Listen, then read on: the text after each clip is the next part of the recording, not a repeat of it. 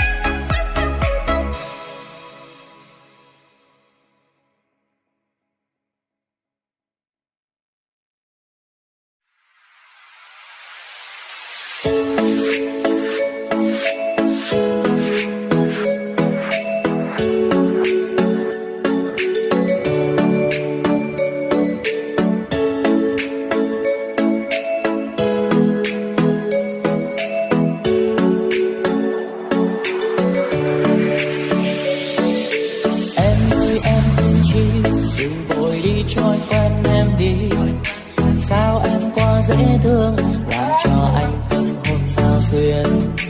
Nhà anh không xa hoa.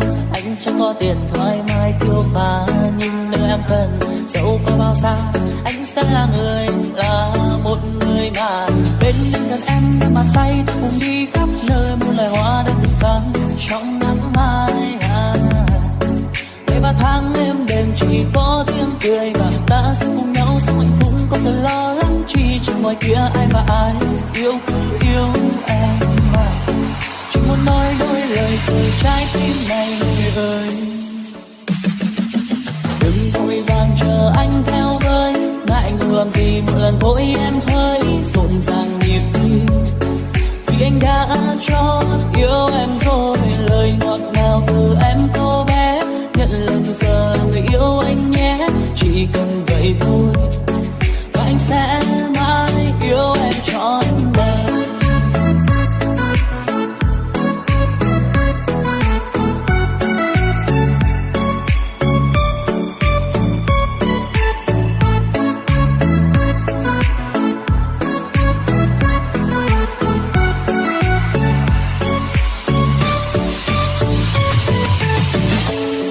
Điều mai đây có thể làm mình chơi vơi, nhưng là chỉ em ơi chỉ cần mình gần nhau thôi.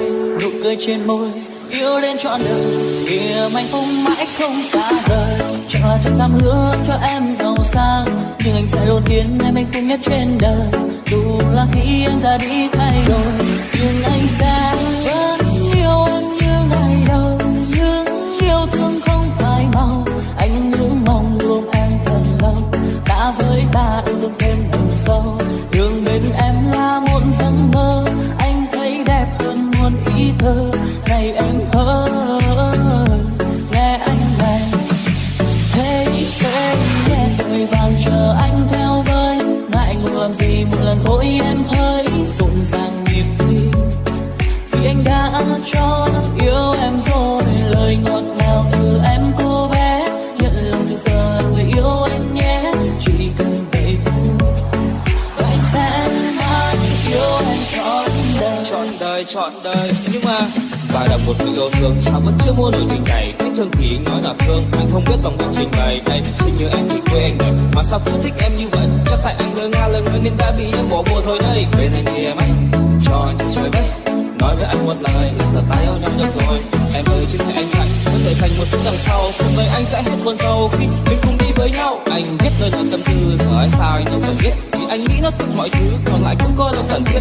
Điện thoại em có bản đồ cho anh hỏi đường vào trái tim em, anh mới hỏi thấy ông vua gốm không biết tới tiếng mấy đen. Nhưng mà em ở trên giờ không phải trên giờ, ngoài mẹ anh ra em là người con gái đẹp nhất ở trên đời, nên là anh muốn nhưng thì em giận dỗi anh lau cô đôi mi cả. Nên là em muốn tới thì anh sẽ dẫn em đi. Đừng vội vàng chờ anh theo với, ngại ngùng làm gì một lần thôi em hơi rộn ràng nhịp tim, vì anh đã cho yêu em rồi. Lời ngọt ngào từ em cô bé, nhận lời từ giờ là người yêu anh nhé, chỉ cần vậy thôi và anh sẽ mãi yêu em trọn đời. Vội vàng chờ anh theo với, ngại ngùng làm gì một lần thôi em hơi rộn ràng nhịp tim, vì anh đã cho yêu em rồi. Lời ngọt ngào từ em cô bé, nhận lòng từ giờ là người yêu anh nhé, chỉ cần vậy thôi và anh sẽ mãi yêu em trọn đời.